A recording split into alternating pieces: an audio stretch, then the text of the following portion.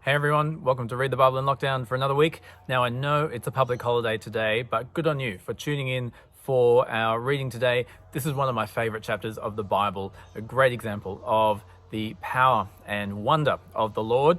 Why don't you turn to your Bibles to 1 Kings and let's get into it. 1 Kings 18, starting at verse 16. So Obadiah went to meet Ahab and told him, and Ahab went to meet Elijah. Now, for all the context, please go back and read the first 15 verses of this chapter. You'll meet Obadiah and see what's going on. But basically, Elijah has come to speak to Ahab. Now, we're in the northern kingdom, remember, and Ahab is the king, and Elijah is the prophet to that northern kingdom at the time. And remember, Ahab is one of the worst kings that Israel will see in terms of his unfaithfulness to God.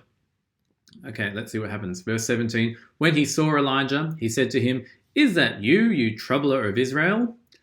"I have not made trouble for Israel," Elijah replied, "but you and your father's family have. You have abandoned the Lord's commands and have followed the Baals. Now summon the people from all over Israel to meet me on Mount Carmel, and bring the 450 prophets of Baal and the 400 prophets of Ashtoreth, who eat at Jezebel's table." Jezebel is the queen, remember, and so she's stirring up all this idolatry.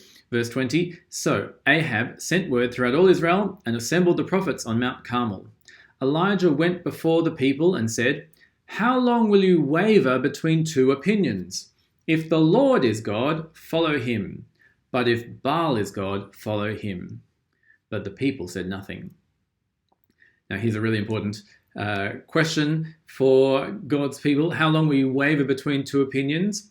That's so much of our experience in faith. We may agree that the Lord is God at one point and do what he says, but then at another point we might think, no, this other thing is more important, and so we'll do that, and we'll enter into sin in our lives. We'll think about that a little bit more at the end, but that's a big question put before Israel. If the Lord is God, follow him. If Baal is God, follow him. And so through this passage, we have a challenge between the Lord and Baal. Who is the true God? And of course, the true God deserves our worship. So who is our true God? Is it the Lord or is it Baal? But people said nothing. Verse 22. Then Elijah said to them, "I am the only one of the Lord's prophets left, but Baal has 450 prophets." Okay, so it's not like they're playing fair here. If it's based on the number of prophets, well, Baal is winning hands down. Let's see how it turns out. Verse 23, "Get 2 bulls for us. Let Baal's prophets choose one for themselves, and let them cut it into pieces and put it on the wood, but not set fire to it." So they're obviously preparing an offering. "I will prepare the other bull and put it on the wood, but not set fire to it. Then you call on the name of your God, and I will call on the name of the Lord. The God who answers by fire, he is God." Then all the people said, "What do you say is good?" Right, so here's the challenge. Here's the tournament between these two gods. They're to put a sacrifice, or not, an offering, I should say, on the altar, but not set fire to the sacrifice as you normally would. And then they'll call on the name of the Lord or of Baal, and whichever God answers by fire, surely he is the true God. Let's see how it turns out. Verse 25. Elijah said to the prophets of Baal, "Choose one of the bulls and prepare it first, since there are so many of you. Call on the name of your God, but do not light the fire." So they took the bull given them and prepared it. Then they called on the name of Baal from morning till noon. "Baal, answer us," they shouted. But there was no response. No one answered. And they danced around the altar they had made. At noon, so this is, 3 hours later, a bit more. At noon, Elijah began to taunt them. "Shout louder," he said. "Surely he is a god. Perhaps he is deep in thought, or busy, or traveling. Maybe he is sleeping and must be awakened." So they shouted louder and slashed themselves with swords and spears, as was their custom, until their blood flowed. Not a great religion, if that is what it leads you to do. Verse 29, midday passed, and they continued their frantic prophesying until the time for the evening sacrifice. But there was no response. No one answered. No one paid attention. All right, so even after all this frenetic religious activity from all these prophets, no answer from Baal. Baal has failed the test.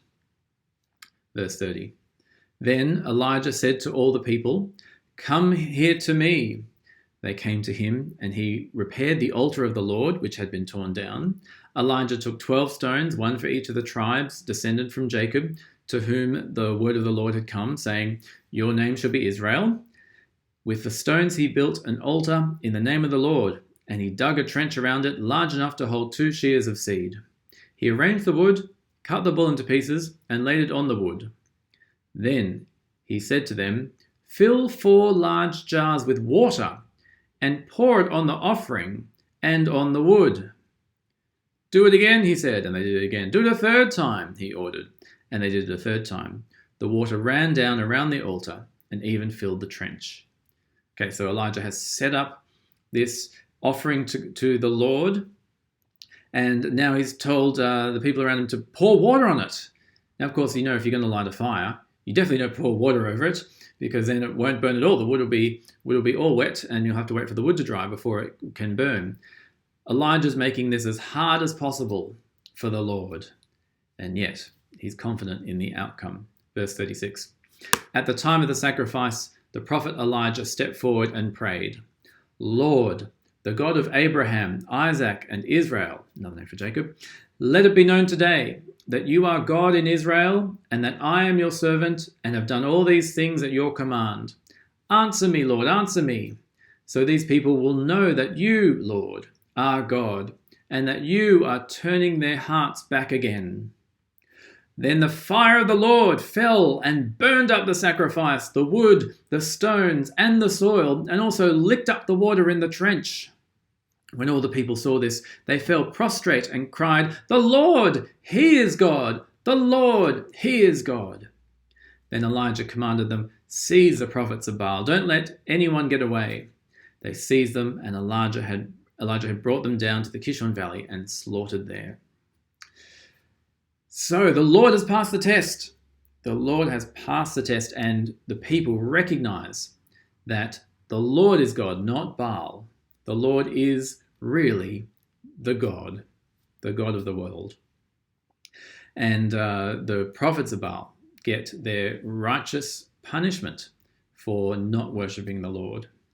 Let me just finish up. Verse 41. Remember, a couple of chapters ago, that the Lord had declared a drought in the land because of the wickedness of Ahab. Let's see what happens now. Verse 41. And Elijah said to Ahab, the prophet said to the king, "Go, eat and drink, for there is the sound of heavy rain." So Ahab went off to eat and drink, but Elijah climbed to the top of Mount Carmel, bent down to the ground, put his face between his knees.